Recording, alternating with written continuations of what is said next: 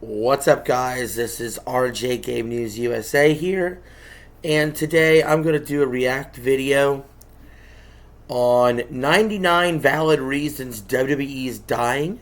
This is from the channel Age of Wrestling, so go subscribe to them. I'm not going to agree with every single thing they say, but I found this video very interesting, and I want to go ahead and react to it.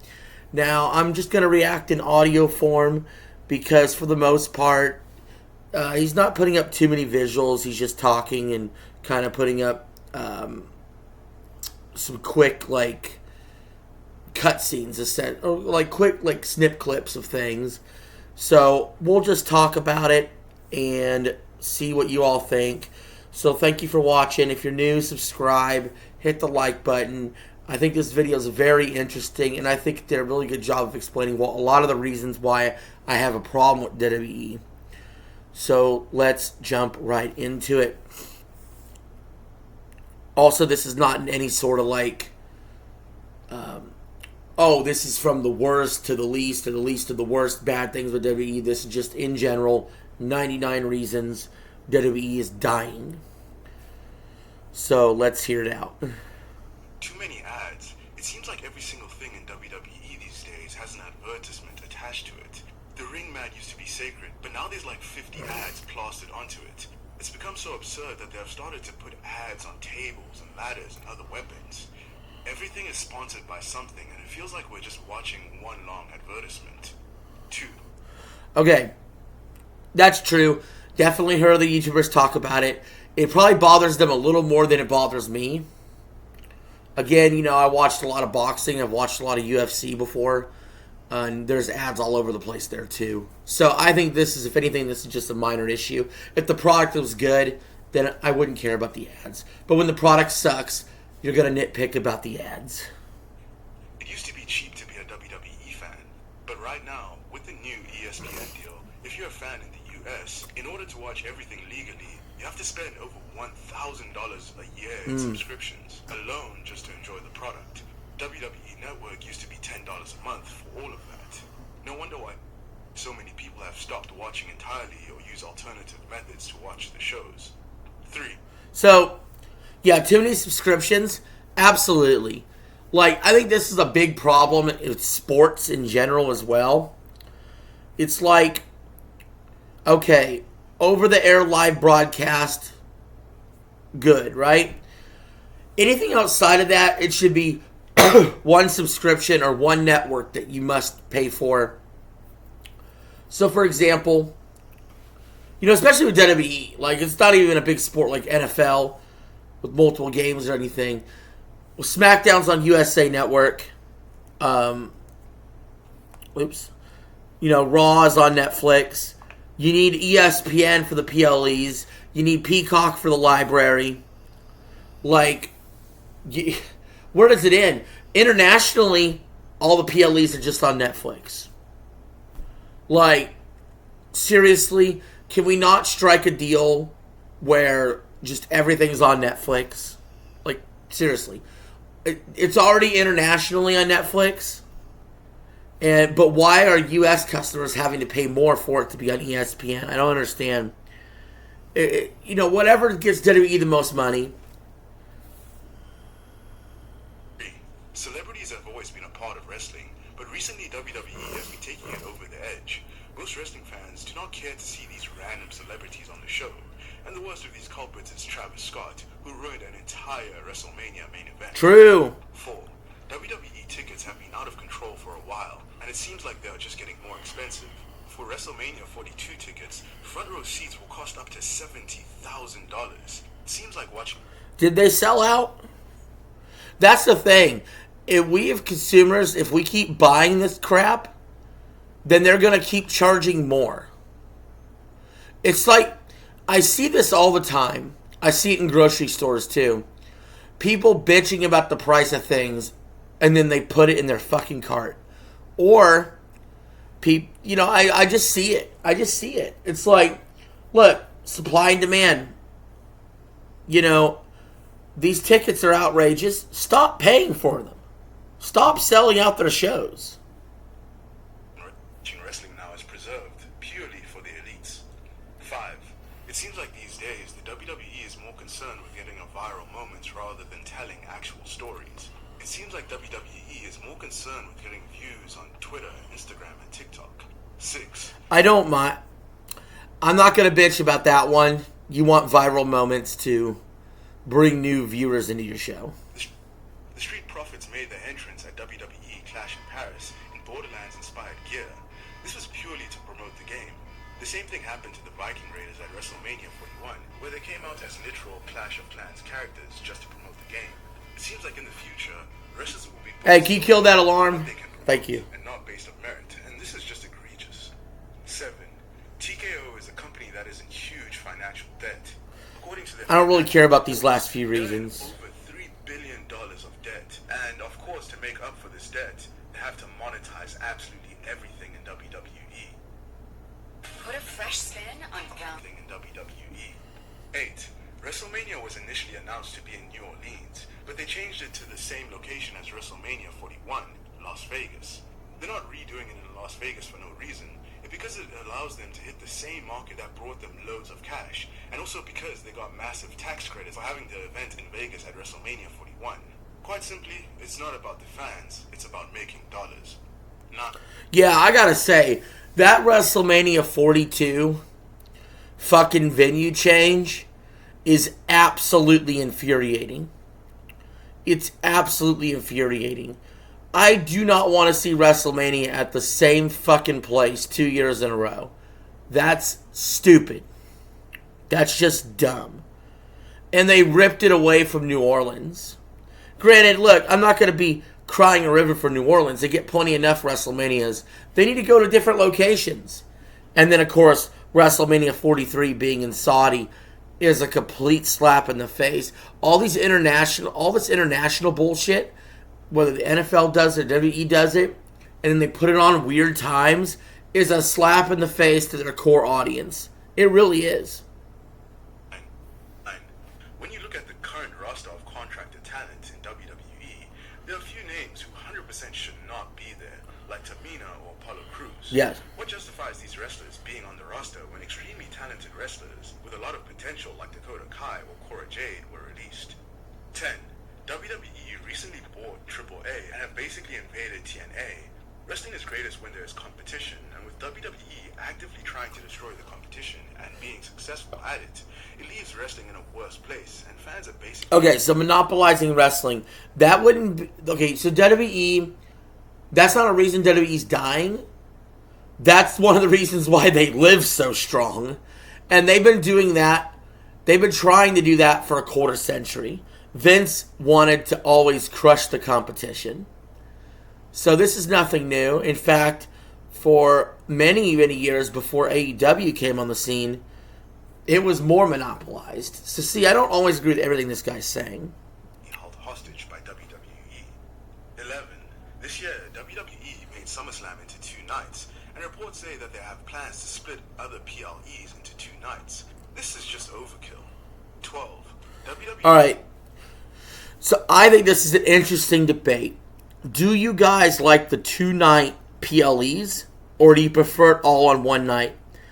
I have flip-flopped on this. I liked the 2 nights at first for WrestleMania. I did. But now looking back on that, I'm thinking we should go back to 1 night. I'm thinking you could trim a few matches off.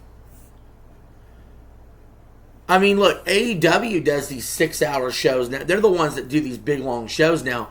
I'm not even saying WrestleMania and SummerSlam should be 6 hours.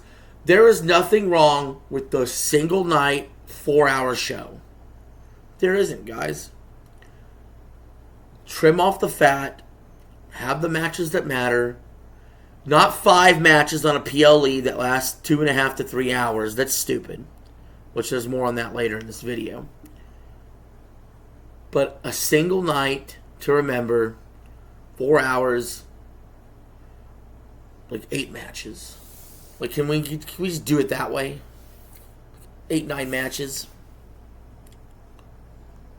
Schedule used to have more live events, but they have cut down on that significantly. On the surface, this may seem like a good thing because wrestlers get more time to rest and recover, but ultimately, these live events help the wrestlers to develop their character and wrestling skills in front of them. Yeah, I'm okay with less house shows. I really am. If you're not putting it in front of a camera, who gives a fuck? A live crowd. Cody Rhodes even alluded to how the lack of live shows ultimately hurts up-and-coming wrestlers. 13. Kill it! WWE are not taking care of backstage employees. Since TKO took WWE over... Hey, kill that alarm, please. Backstage WWE employees, like the people besides the wrestlers, have had their contract benefits reduced, even though they have been given heavier workloads. You would think that with TKO making record profits, they would take better care of their backstage workers. Yeah, that's just shitty to reduce their pay.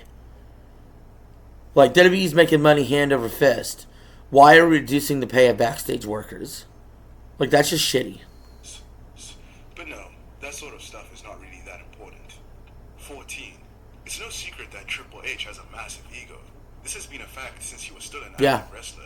He constantly wants to be the center of attention, and you can tell by the way he pushes himself front and center a lot of the time. 15. Yep. Triple H doesn't respect WWE fans. He basically said that he thinks that WWE fans should be mindless bots, just consuming WWE content without ever criticizing the product or asking any sensible questions to things that don't make sense. 16.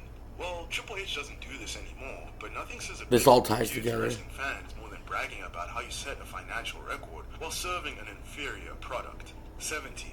Triple H doesn't mind lying to fans, as seen as when he threw John Cena under the bus for being the one who requested Brock Lesnar to come back for his final run, but then Cena afterwards denied that. 18. Okay. That was like 4 things on Triple H. He's got a big ego. I do think he's got to go. I do think he's a big part of the problem here. And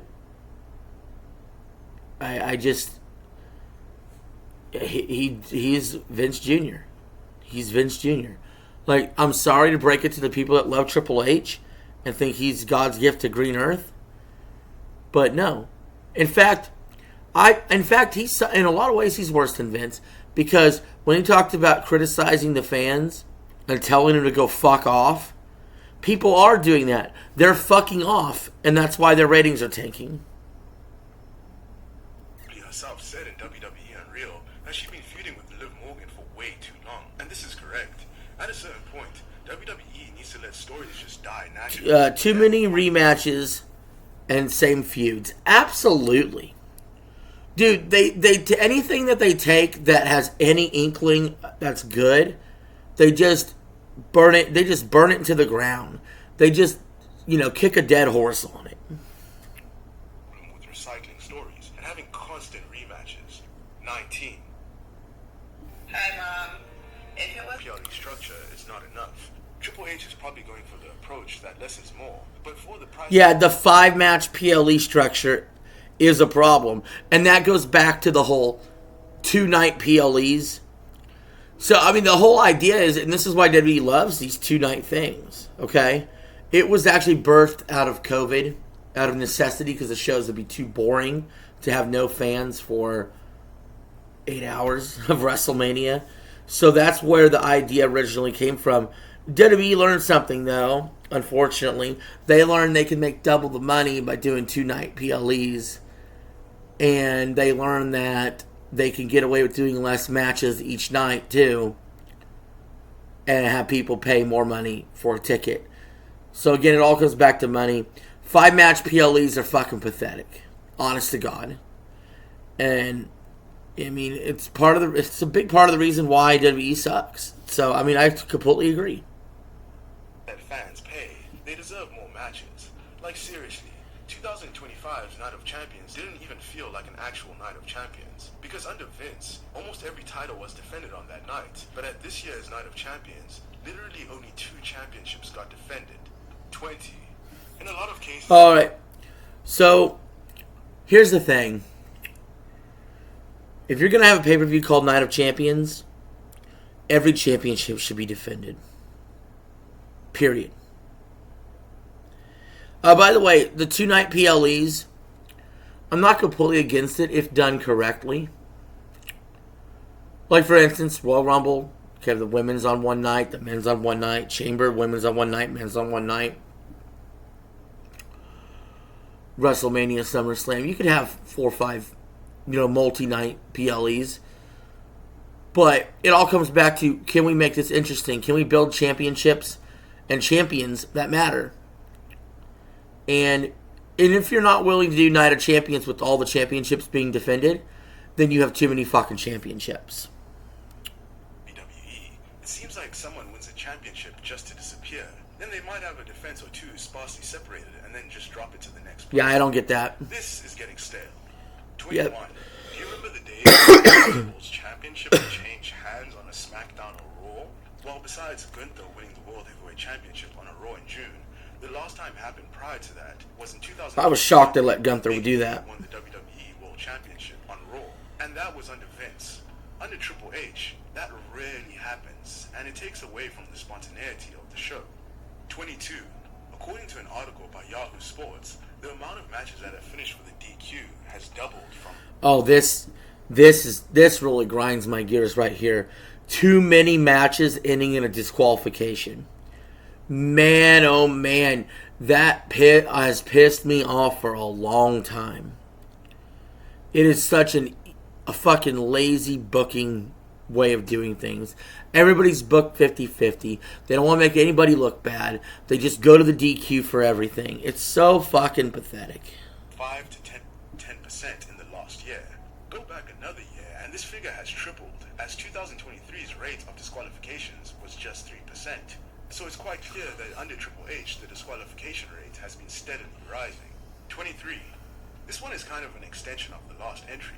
Too many screwy finishes. Yeah. But this is finishing. Too many screw jobs. But there's some kind of tomfoolery to end the match. No one wins clean. Kick to the groin, and the referee doesn't see what happens and counts to 3. Recently, WWE has been using this trope to end matches. And actually, WrestleMania 41 is such a great example of this. Like, it's one of the reasons it failed so bad. The Travis Scott interference. It's so cringe, man. And it's honestly lazy booking. 24. Back in the day, WWE used to take big risks on stars right out of the gate. For example, stars like Paige, Santino Marella, and Carlito all won a championship on their debut. And you know something about that? When they would do these big booking swings, they understood it might be a swing and a miss. But when they swung and they hit, it was a hit. I still remember Paige's debut and Paige winning a title. It was wild. I still remember Randy Orton picking Santino Marella out of a crowd. You know what I mean? Like, these booking decisions are huge. I think NXT sort of almost takes away from this because you never have a sort of a surprise debut. A lot of these people are just, they've already been in NXT. But look, man, surprise debuts and, crazy upsets, championship matches that, break the mold. I mean, less predictability, like all this stuff was very, very prominent in past eras. We just don't get nowadays. Creates a more boring show. Match. And even Brock Lesnar became the WWE champion after only 5 months on the main roster. These were all big booking risks that paid off. These days, WWE does not do this sort of thing anymore. The most legit person that they could have done this with is Braun Breaker, but that ship has sailed. The next possible person Triple H could do this with is Obafemi, but there's doubts that will happen. 25. Back in the day, wrestlers' entrance music were bangers. Yep. It was so good that you'd think the wrestler sang the song personally. Okay, entrance music. Man, this is just so beyond true. Dude, why is it I can remember the entrance music of, like, Stone Cold, Shawn Michaels, The Rock, all the entrance music from all these great wrestlers. But then nowadays, I swear to you, like, there's so many wrestlers, I just don't know their entrance music. Like, obviously, the old timers, the ones that have been there a while, Cena, Seth, CM Punk, The Rock when he shows up, Triple H's music, all those guys' musics. But if you ask me what's Braun Breaker's music, just intro solo, I couldn't fucking tell you. I know Drew's, you know what I mean, with the bagpipes, but like, you know, Sheamus because he's been there a while. But like, you were to ask me, oh, Cody Rhodes has good music, right? But besides, there's like a handful, right? Less than 10 for sure, including even the women's wrestlers as well. But almost everybody else, it's like, I don't know their fucking music. I don't know it. These days, wrestlers' music is bland and generic. This fact got exposed at the Royal Rumble this year. When first hearing a wrestler's entrance song, a lot of wrestling fans were asking themselves, who's coming? Who is that? Who's coming in the ring? Definitely needs to go. 26. Stage sets kind of suck. Back in the day, stage sets used to Stage sets, it seems small, but I mean, every little thing adds to the fun of the product. Bring back a special setup for Clash in Paris, but this is very rare because nowadays, big LED board is all that fans get. It feels like the shows are not personalized. 27. How does this song make you feel? Most men don't know this, but Song make you feel? Back in the day, the opening intros of shows was Opening intros to shows. My God, who remembers like the Monday Night Raw intros? Like there was like a good 2 or 3 different ones over the years that really like got you pumped up and ready for the show, whether it was the Attitude Era or the Ruthless Aggression Era. Nowadays, one of the things that really pisses me off is every one of these shows, they just start the show and they show wrestlers walking in the building with coffees or coming off the bus or they show the pictures of the arena outside. You know what I mean? Like, that's what they do every fucking show. Every fucking show. It's like, where's that music to like get you pumped up, like rock music to get you pumped up for the show? Fireworks, pew pew pew pew, and then you start the show. Like I remember it back in the day, Attitude Era, Monday Night Raw. Back in the day, the opening intros of shows were so badass, but nowadays the opening intros don't have that vibe to them. 28. Back in the day, Titantron packages used to be cool. It would give you a mini highlight reel of a wrestler and make them look sick. These days, all we get are some fancy graphics and maybe a catchphrase or logo or two, which just... Yeah, I love when they showed like the highlights of wrestlers on the Titantron. And now they just don't do it. There's no highlights to show. It's boring after a while. 29. Back in the days, certain pay-per-views felt special because of the promotional material. For example, SummerSlam actually felt like summertime because they promoted it as such, with ads of wrestlers barbecuing, going to the beach, and more. This was also the case with other pay-per-views. Nowadays, it seems like a couple of poorly made graphics and boring ads are enough for It's WWE part of the to promote to fans. boring lameness, Feels sanctification 30. of Do you wrestling. remember the days of iconic wrestling t-shirts and merch? All those days are gone. It's not like WWE doesn't make good merch anymore. It's just that it's very expensive, and the designs... Catchphrases don't land like they used You could to. also argue that back in the day, not everyone had merch made, but now, literally everybody is getting merch. So WWE essentially saturated their own market because there's so many drops of new merch coming constantly. 31. Back in the day, championship belts used to have personality. Oh God, this is one right here for me I want to talk about. The championship belts are so bland. They're so generic. They're so like toy looking. They do lack personality. Like seriously, every belt is a fucking logo. Every belt's the fucking same color almost, the same almost design. It's annoying. I miss the Wing Eagle belt for the championship. I miss the classic Intercontinental title. It's just pathetic. And there's way too many belts. A lot of effort put into designing them. There were different designs for men and women too. Nowadays, WWE just slaps a big logo on the belt and changes the color scheme a bit. The Butterfly Divas Championship was It's obviously cool. for marketing purposes, but I it does thought. undeniably suck the aesthetic appeal out of titles. 32.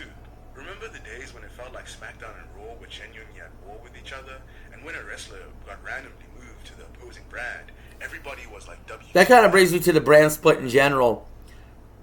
Dude, why do they even do this? They mix up the shows anyway. They put the different wrestlers on each show anyway, all the time. Why even have an official brand split anymore? They don't do bragging rights anymore between Raw and SmackDown. None of it makes any sense. They constantly combine both world titles and they separate them out. They don't know what they're doing. Nowadays, that is not a thing, and the war type of feeling between the brands is gone. 33. Nowadays, WWE has a high production value, and that's not necessarily a bad thing, but it just feels too perfect. Wrestling thrives on the element of grittiness. That's part of why 2018 AEW and pre-PG era WWE was so badass. It felt like they were stepping onto a battlefield. But nowadays, WWE feels a little bit... I can see both sides on that one. Back in the day, WWE used to have crazy storylines. Oh, yes. Okay. This right here is probably the number one reason WWE sucks. Right here. Okay? All the other stuff, the belts, the entrance music, the items, the merch, whatever. The TKO, the fucking ads, Triple H's ego... None of that would matter if they fixed this one thing here. Because this one thing here is what made wrestling fucking awesome back in the day.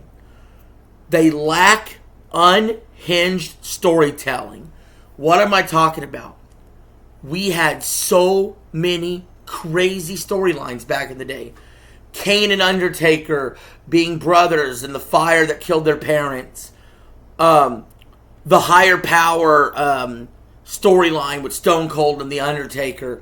Stone Cold and The Rock, the way they feuded, and Stone Cold threw the belt off into the ocean and shit. The fucking cement truck.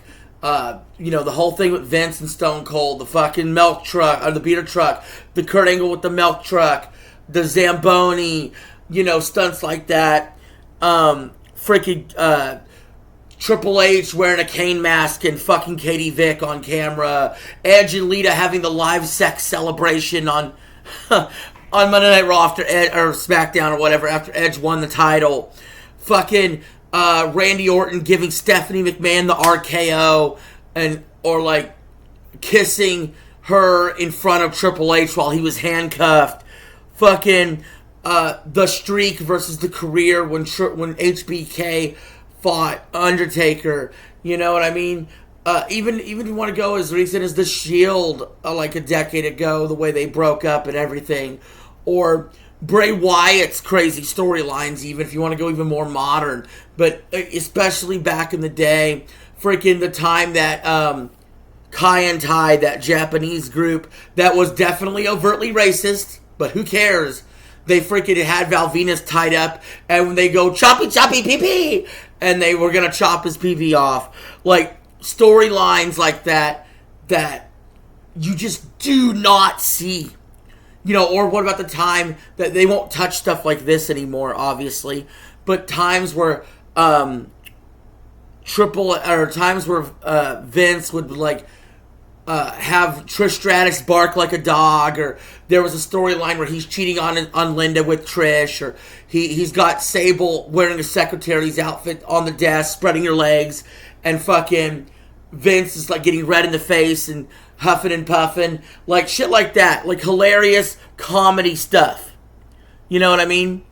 Like comedy stuff, serious storylines, crazy ass shit going on. Test was gonna marry Stephanie, and Stephanie passes out, and Triple H marries her in Las Vegas. He crashes the wedding, and she was supposed to get married to Test. Y2J, all the shit that he used to do. Mick Foley, so like anything The Rock did, The Rock with The Rock concerts, or what about Stone Cold and Booker T, fighting in a grocery store. I'm naming you like countless dozens of moments after moments after moments that I will remember the rest of my life. Meanwhile, wrestling nowadays, I can't tell you what happened last week. And they fixed that, everything else would fall into place. Like basically all of the stuff in the Attitude Era, like Stone Cold, Steve Austin, and Booker T in a grocery store. I just said that. Ruthless Aggression Era with Eddie Guerrero and Rey Mysterio fighting over the custody of Dominic Mysterio. Yep. These sort of things were so fun to watch and left you on the edge of your seat every week. Nowadays, storylines feel very sanitized to make sure not to offend anybody. This might's hot. To make sure not to offend anybody. 35. There was a time in wrestling where certain wrestlers truly ascended past the wrestling bubble and into the mainstream. Not that stars don't do these Hollywood appearances, but it seems like there's nobody who could genuinely break into the mainstream besides Roman Reigns. 36. Guaranteed money undoubtedly killed wrestling. This is where I disagree with this guy on this one big time. I remember watching this video and thinking I don't agree with this. I think guaranteed money is good for the wrestlers.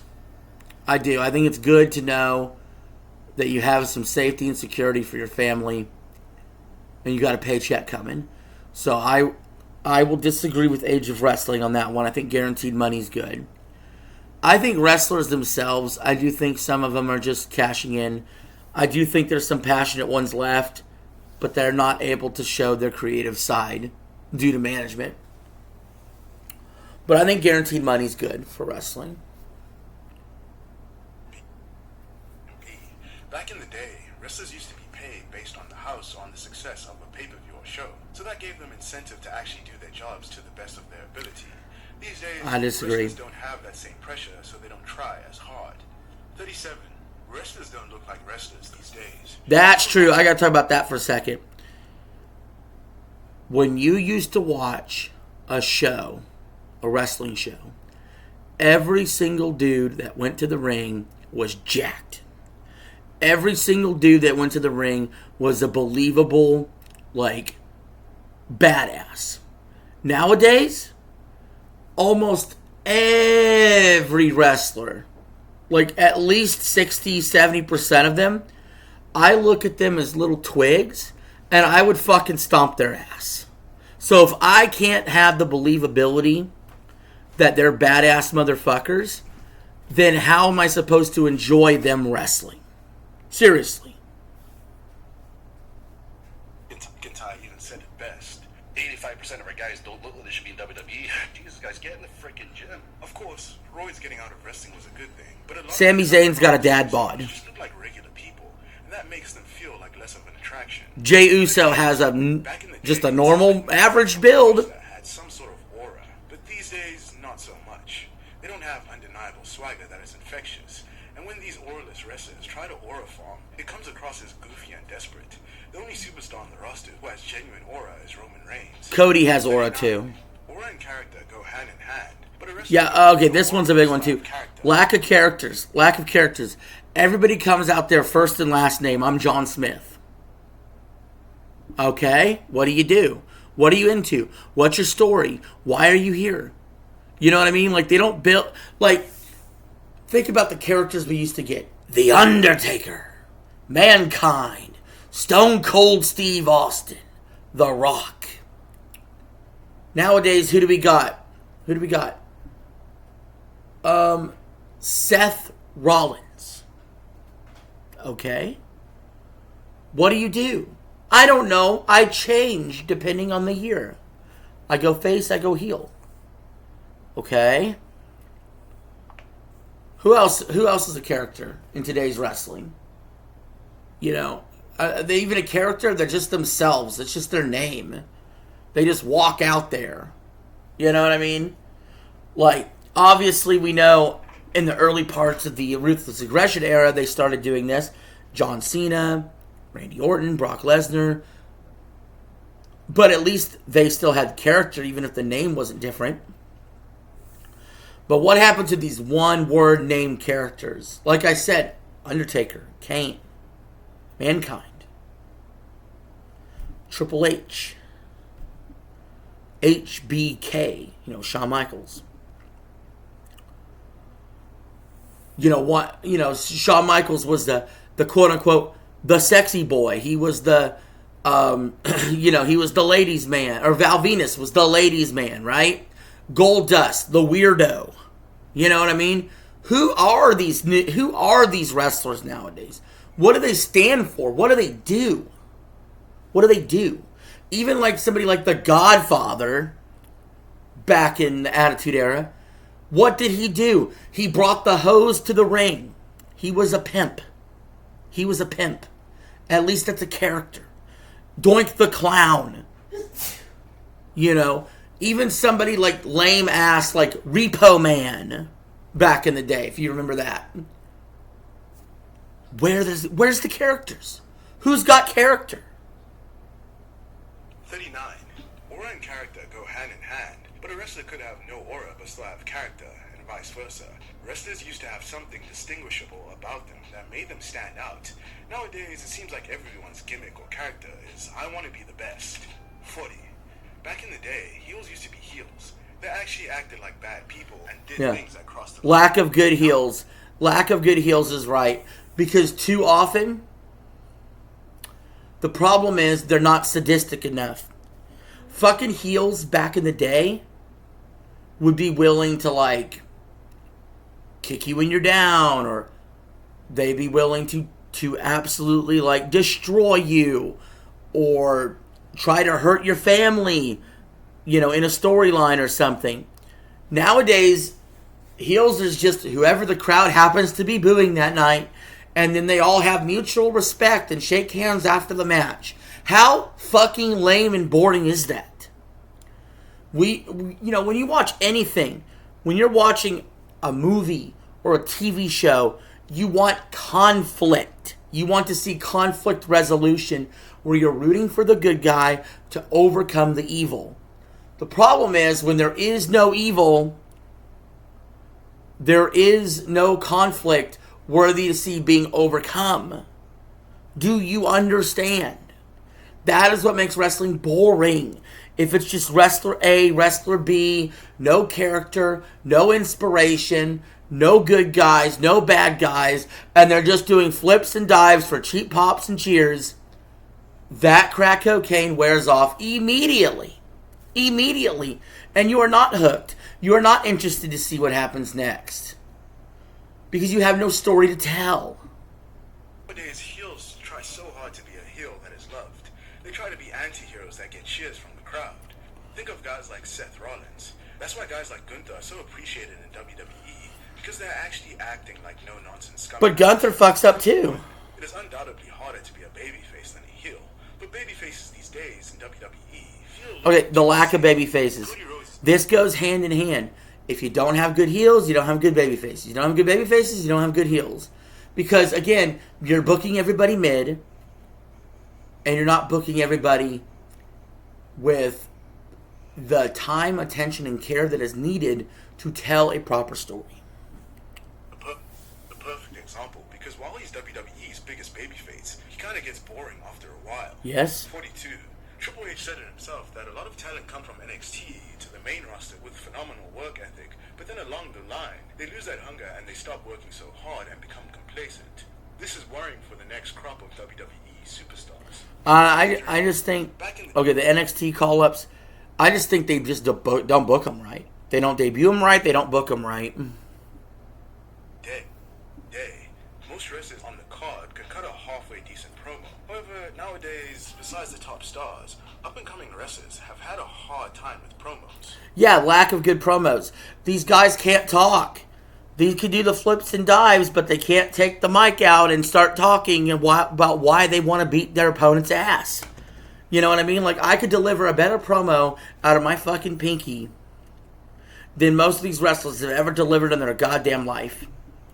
You all have seen it. You all have seen my channel enough. If you're still watching this video 38 minutes in, you understand that I have more charisma than 90% of the roster. You know what I mean? I do. These guys can't fucking talk. They need to be trained how to talk. Them being able to talk is more important than them knowing how to do a flip and a dive. Let's be honest. They need to be trained better. 44. This has been a problem in wrestling in general for a while, especially on the indies. No selling epidemic. The no selling epidemic.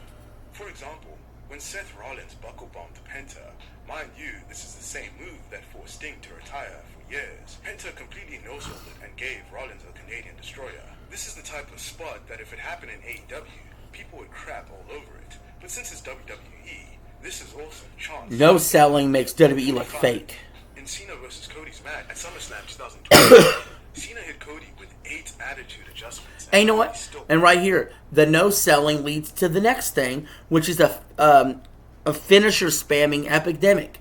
Why is every big match going to be 8 fucking finishers on each other? A finisher is a fucking finisher for a reason. It should finish the match, except in the most extreme of cases. One. In what universe does that make sense? Not to mention Cody, who constantly spams his finisher in all of his matches. It's almost like the art of having a signature move has been forgotten. 46. Back in the day, we used to have actual banger tag teams like the Hardys, Dudley Boys, Edge and Chris. Oh, yeah. Of course, we know the mid-card's falling off, the main event's falling off. But tag team division, nothing. Okay, I know every single category's fallen off, right? The main roster has, the freaking mid-card, the women's division has. No division has fallen worse than the tag team division. I'm telling you right now, it is an absolute joke, to the point where I honest to God, if they will not fix the tag team division, would rather them just get rid of the tag team division altogether. Because they have done everything in their power to make it as irrelevant as possible. And the like. Nowadays, while there's still banger tag teams, it just all feels so lackluster. The tag teams in WWE at the moment don't hit as hard as they used to, and both sets of the men's tag team titles feel meaningless. I couldn't tell you who the tag champs are. This famous picture of the 2008 WWE roster often goes viral because of how stacked the roster Yeah, mid-card not good enough. I just talked about that. Championship caliber wrestlers in the mid-card. Nowadays, it just feels like the mid-card is filled with, well, legit mid-carders. 48. The last truly great faction that WWE had was the Bloodline. But the Faction's not good. That is so true. So many better factions back in the day. Generation X, NWO, the Nation of Domination. And this nowadays, we got Seth Rollins' faction. What are they doing? They're boring. Bloodline was essentially a Vince McMahon creation. Under the Triple H era, there hasn't really been any top factions in WWE. 49. Back in the day, we used to have managers that would highlight wrestlers and cover all their weak spots. Paul Bear, Paul Heyman. Paul Heyman's the last good manager. Paul Heyman is the only good manager in WWE. Just said that. A lot of wrestlers who can't particularly talk would benefit from having a good talking piece. See that would make sense. But this ties into the bad promos. If you have a wrestler who cannot talk, they cannot cut a fucking promo to save their life, but they look like a badass and they wrestle like a badass, you stick them with a manager who can be their mouthpiece and talk the shit. Okay, that is the point. That is why you saw more managers back in the day. When you had a bunch of wrestlers that are roided up, but they couldn't articulate in the ring, they had managers. Back in the day, there used to be genuine comedy characters whose character was solely to make you laugh. Kind of like the Hurricanes. Lack of comedy wrestlers. Thank you. Thank you for bringing this up. Dude, there are so many times I just want to watch a WWE event. And yes, I want some serious, awesome storytelling. But where is the fun? You know what I mean? I want a Santino Marella or something like that to do something stupid. Where are they at? Nowadays, the only true comedy wrestler of that ilk is R-Truth, and they tried to get rid of him. There are some current wrestlers in WWE who do comedy, but they are not comedy wrestlers. They are wrestlers who do comedy. 51. The days of good old JR and Jerry Lawler. Bland commentary. Now, commentary Facts. isn't that bad, but there's a reason why Michael Cole has been a commentator in WWE for almost 30 years. Jim Ross and Jerry Lawler were the best at that commentary. Sometimes too perfect to the point that it's bland and predictable. Pat McAfee was a godsend because even though a lot of people don't like him, he actually brought some life and explosiveness into commentary and to Michael Cole. I would fucking commentate circles around Michael Cole. Put me on commentary. Seriously. There's no problem with using stars that are draws, but in WWE, It seems like there is an abundance of older talent that is pushed to the forefront. This is no shade to legends like John Cena, CM Punk, or Randy Orton. But when these legends are no Yeah, the old wrestlers is a double-edged sword. They get older, if they stick around, they're physically going to be debilitating for a match. But they're also some of the last real stars left. So when they are gone soon, and Cena's been one of them that'll be gone very soon, what are you left with? This new batch of wrestlers aren't quite fucking carrying the torch, if you know what I'm saying. next few years, who is truly going to take over that mantle? 53, with WrestlePalooza ended, many PLE's getting worse. True. Pay-per-view of the year. Very lackluster matches, and with John Cena getting squashed. Yeah, I had a buddy who claimed WrestlePalooza's got the better card than SummerSlam or WrestleMania. And it had 5 fucking matches, and almost everything was a disappointment. A very sour taste in fans' mouths. But the whole pay-per-view was indicative of a trend that has been going on for a while. 54. In the big year of 2025, women's matches on Raw, SmackDown, and even some pay-per-views go for less than 10 minutes. Women don't get enough TV time. I don't know if I agree. They've gotten more TV time in wrestling now than ever before. And a lot of the time, women don't get Used to be the bathroom break. stories, as seen with the terrible build-up to Evolution 25. Luckily, the pay-per-view wasn't bad, but the women really had to compensate for the lack of build-up. 55. It seems like women's wrestlers these days appeal to the gooners too much. No shade to the women. See, this is where I disagree with this guy. He says that women's wrestlers are trying to appeal to the gooners too much because of how they dress and stuff. Dude, they don't dress scantily clad enough. Think of the Attitude Era. There used to be bra and panties matches. There used to be mud wrestling. We get none of that anymore. So what the fuck are you talking about? But it feels more and more that they're catering to the thirsty wrestling fans to get over. Guess it's okay if they're also talented like Rhea Ripley, but then you get wrestlers who are not even talented getting over by virtue of showing their cheeks on social media. A prime example of this is a wrestler like Nikita Lyons. Camping is such an adventure. Social media. Prime example of this is a wrestler like Nikita Lyons. 56. There's an over-reliance on released WWE superstars on OnlyFans. This has been a growing phenomenon over the years. This has nothing to do with WWE, though. You're talking about people who change their careers once they've been fired from WWE doing OnlyFans. If they want to do OnlyFans, go make the bag. Make a name off your money. That's WWE's fault for firing them in the first place. And then if they feel it's morally okay to go do an OnlyFans, have at it. I don't give a fuck. There's nothing to do with WWE failing. Majority of the time, a women's wrestler gets fired from WWE. They start on OnlyFans. Examples of this is Mandy Rose, Cora Jade, Blair Davenport, Matt Riddle, and more. This is a problem because these wrestlers don't really try to do a Drew McIntyre and build themselves up to eventually come back to WWE. They just go to the quickest way to make money possible, and this will probably never allow them back into WWE again. 57. In a study done by Cryptomaniacs, 7 out of I was going to say, I remember watching this video and thinking there was this big section here where I disagreed with Age of Wrestling. This was that section. Because again, he's about to talk about online bullying of women's wrestlers. So what? You can't give criticism? Like, we all know Charlotte Flair is a fucking robot on her promo. We all know Charlotte Flair gets pushed down our throats. Therefore, there's a reason why people criticize Charlotte Flair. Now, obviously, if you're a fucking loser with loserish behavior and you're like trying to go to her address or actually harass her, then you are a fucking loser. But if you're giving honest criticism, that isn't bullying. the most hate online are women. And when you look further down the list, it's even more shocking the way hate skews towards women. Wrestling fans are predominantly male, is the only explanation to this phenomenon. But even so, it's incredibly toxic, and if anything, it just hurts the women's division. 58. Toxic masculinity. Toxic masculinity.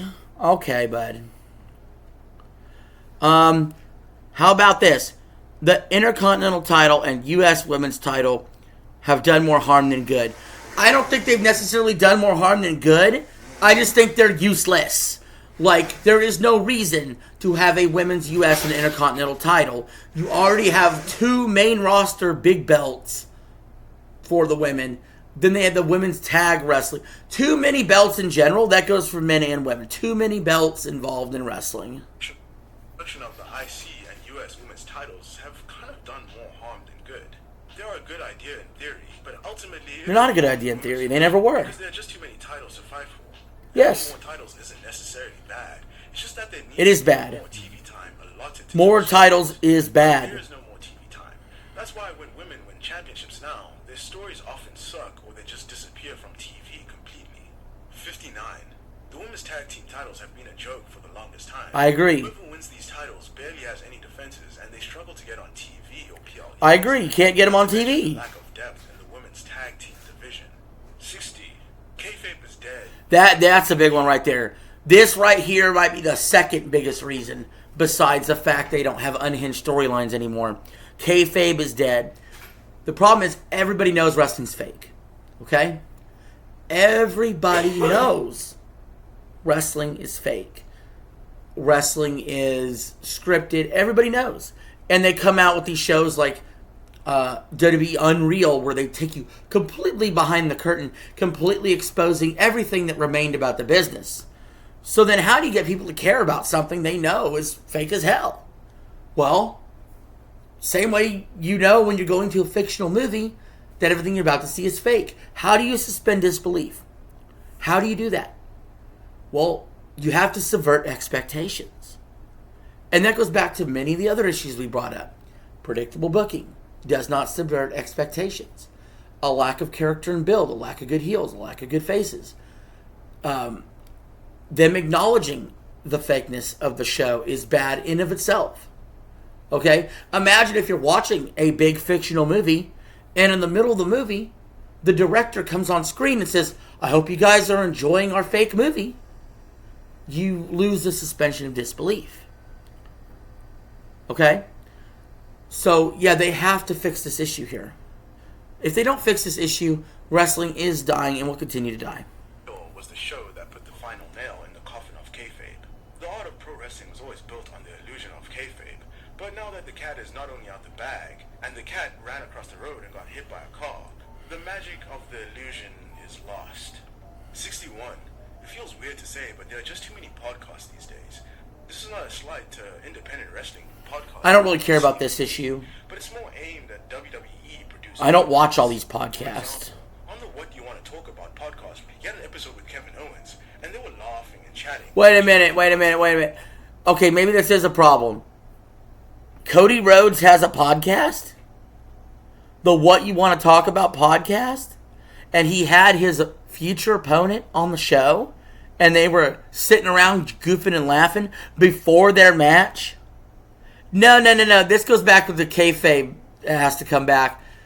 What are we doing? That's stupid. Why would you allow that? Not an intense feud and an absolutely brutal bloody match. No, they were laughing with each other. Ugh. I don't think this is a big deal. Just That's imagine Pete John gross, Cena as honestly. WWE champion, sitting down laughing with Randy Orton on a WWE produced show a few months after their feud. Would you still be sold on the story that Nope. was told? 62. AEW was meant to be a competition to WWE, and for a while they were. And because of that, I don't agree with this even being on the list. Because this is a video that says 99 valid reasons WWE is dying. But they're bringing up the fact that AEW has failed as number 62. WWE was happy that AEW failed. WWE were forced to improve. Oh, Put a fresh spin on AEW's Okay. viewership and crowds continue to get smaller. It seems like WWE's incentive is not to put on a show that's better than AEW, but more to satiate their own pockets. they never 63. gave a shit about putting on a show better than AEW, even when AEW was at its best. Who are we fooling? The big year of 2025, WWE is still trying to counterbook AEW, like them booking Evolution 2 at the same time as All In. Wait, we're speaking out of both sides of our mouth. Now all of a sudden AEW's competition we're counterbooking. I mean, that is true. They are doing that.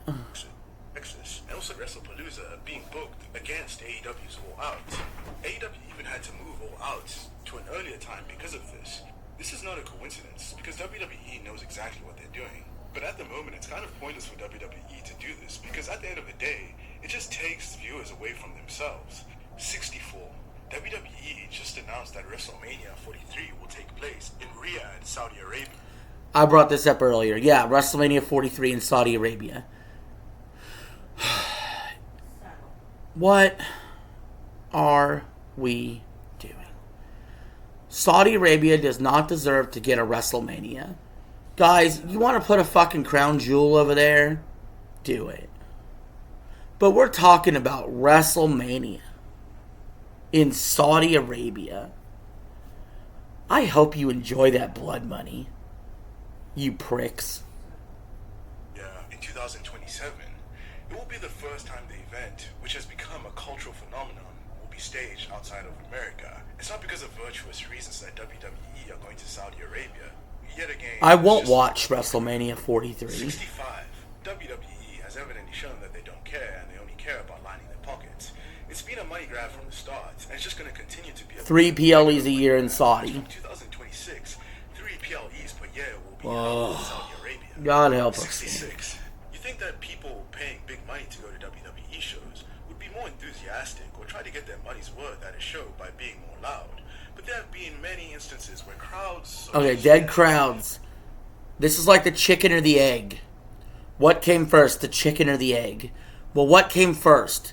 The bad product or the crowds not cheering as loud? Because I'll argue the bad product caused the crowds not cheering as loud. And if you want the crowd to cheer louder, give them something to cheer about. Okay?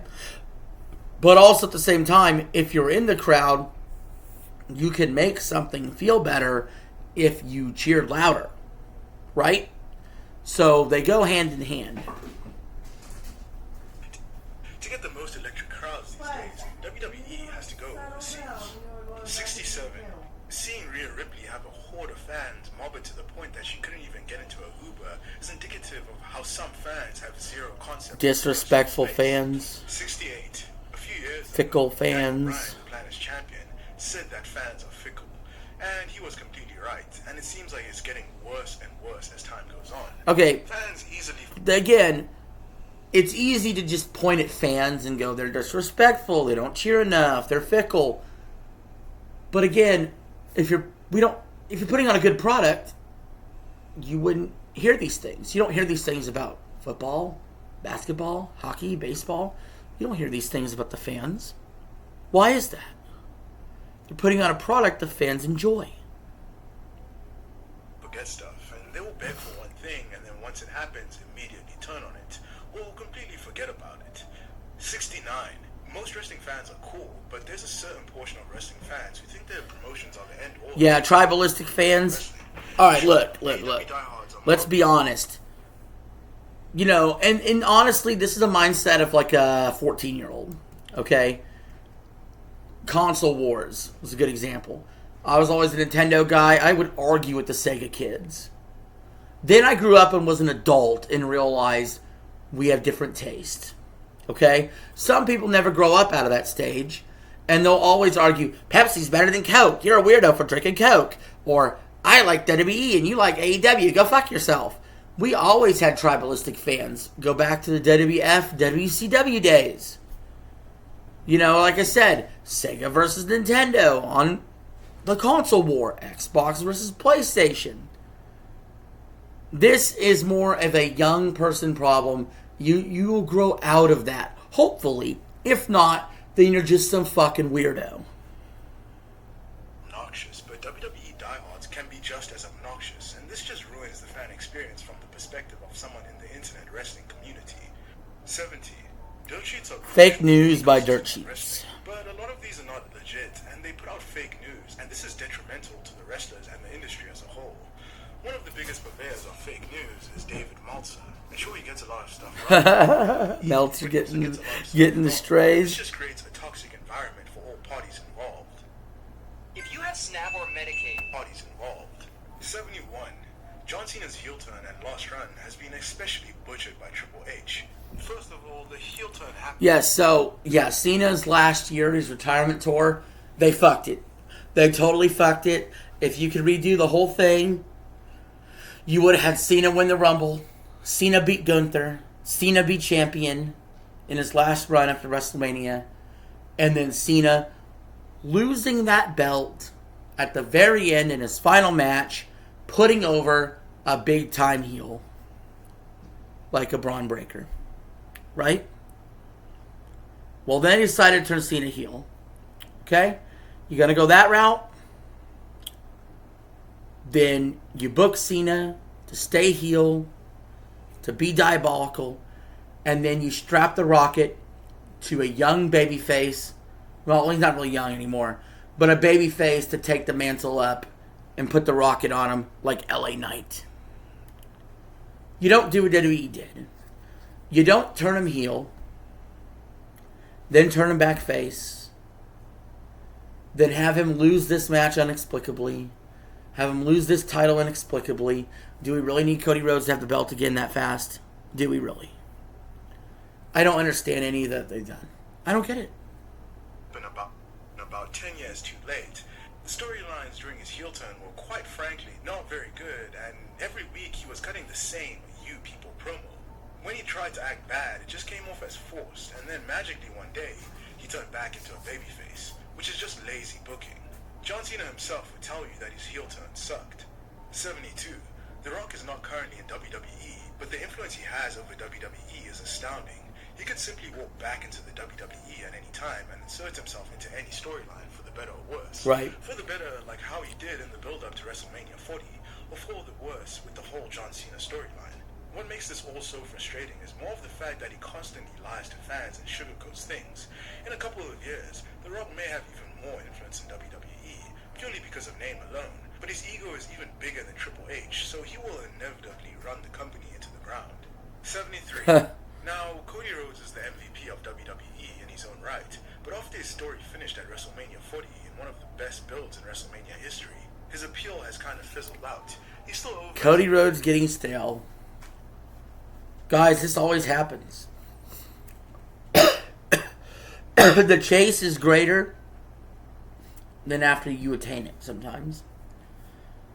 You know, think about Daniel Bryan, same thing. The exhilarating payoff of WrestleMania 30 with the Yes Movement. Cody Rhodes, the exhilarating payoff of WrestleMania 40 to win that title. And it's never followed up properly to keep the fan interest. I'll admit, it's very hard to keep the fan interest. But they really just didn't do a good job. They have him come out in a suit and tie every week. They don't have him wrestle enough. They have him cut the same lame-ass promo. It makes Cody stale. Honestly, I've had enough of him. And I'm a big Cody fan. Over, but he feels too squeaky clean. Almost like he's the perfect corporate face for the corporate era of WWE. 74.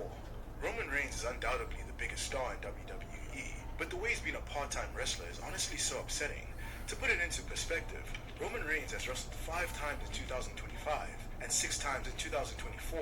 Under Vince McMahon, Roman Reigns wrestled more, but ever since Triple H took over, Roman has only wrestled a few times a year. He constantly gets written off TV just to return. Well, I'm pretty sure Roman is setting his schedule. And he's not wrestling as much. He's embracing the part-timer role. And that's why he shouldn't be champion again. TV just to return, and it's just going too far. 75. This part-timer thing also goes for a person like Brock Lesnar. Okay, same deal. He sets his own schedule, Just to basically. disappear and return a month later. Brock has always been booked like this, but how can fans truly get invested with the stop-start booking? 76. We need to talk about the Heat man, Jey Uso. In theory, he's where he's supposed to be. He's over as hell with the fan. Yeah, see, part of the reason men's tag team wrestling got worse is because they broke the Usos up. And they broke the Usos up so Jey Uso could do this stupid yeet, yeet, yeet stuff. And he's not even a good singles wrestler. He's over with his Yeet catchphrase. He's selling crazy merch, and he's got a crazy awesome entrance. But once that music stops and the bell rings, his credibility goes out the window. He's shown time and time again that when he gets in the ring by himself, it's just fuel to change the channel. 77. The bloodline is getting ridiculous. Agreed. It seems like Samoans/Tongans are spawning into WWE at every turn. Even when I can't even keep track of it.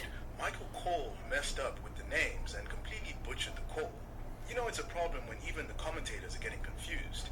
78. The R-Truth situation is honestly one of the most baffling in recent WWE history. True. So he was over, got fired, just to get rehired, then to turn heel, just to switch back to being a babyface, and then beef. Annoyed. I'm so annoyed.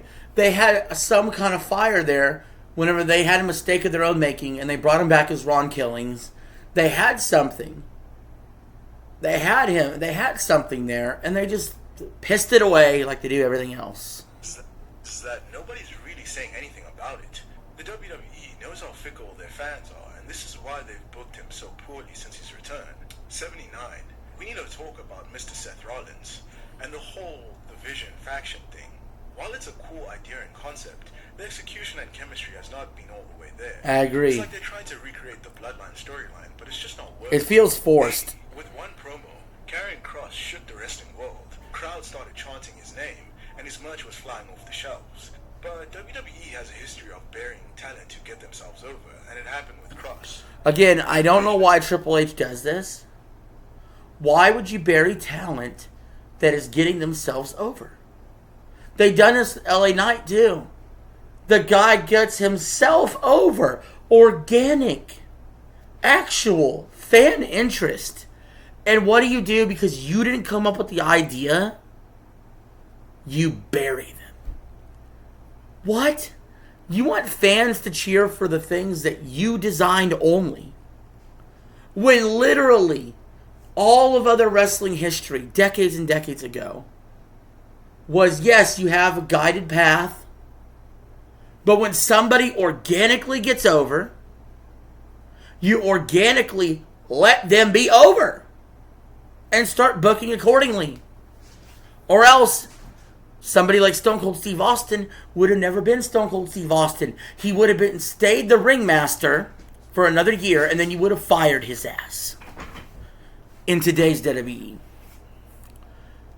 How much wasted potential talent have come in and out that door because you wouldn't let people grab that brass ring? His big ego get in the way, and he did not utilize Kross properly. They didn't treat him well in contract negotiations, thus releasing him from the company. The whole situation is just bizarre. 81. LA Knight has been completely wasted by Triple H. See, there's LA Knight. We just talked about that. And he's the one-time World Heavyweight Champion. He's been over for years, and he's one of the few guys on the roster with an amazing physique, can actually talk, and is decent in the ring. Yes. But whenever it's been time to pull the trigger on him, Triple H doesn't do it. They won't pull the trigger. 82. Drew McIntyre's over, but if you look at his results, he's booked like a jobber to the stars. Not a jobber, but a jobber to Sad. the stars. It's a shame because he's one of the best talents that WWE has. 83. The New Day had one of the most shocking heel turns in WWE when they turned on Big E, and their storyline had a lot of juice, but Triple H seemingly dropped the ball, and even though they still appear on TV from time to time, they are kind of ice cold. It's like they forget about 84. people. At the time of the recording of this video, Bayley is slowly in the process of becoming heel, but her booking has been abysmal considering how much she's done for the company. Bayley's For example, cooked. how she was left off of WrestleMania at the last second, despite being scheduled for a match. Honestly, she'd do better in AEW. 85. In NXT, Carmelo Hayes was a star, and he looked like he could become a big deal in WWE, but it seems like Triple H's booking of him has made him completely stale. 86. The Wyatt Six are a tribute group to Bray Wyatt, but they are not working, partially due to booking. Sure, they have cool aesthetics, but ultimately they aren't over. This was seen They're just when not they over. retained the tag team titles at SummerSlam 2025, and the crowd was mainly silent, disappointed. And that brings us to 87, Aleister Black.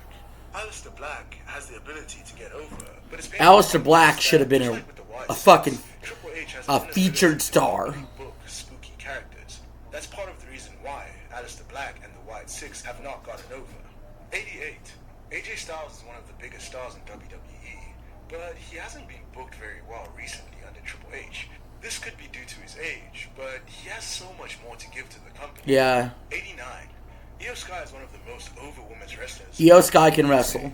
Whenever she's booked, She has no promo skills, though. She kind of just becomes a side character in her own storylines, and she barely defends her belt.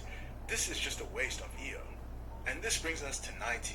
Julia's booking since she won the United States Women's Championship has been abysmal. She has been champion for almost 3 months, but only has had 2 title defenses.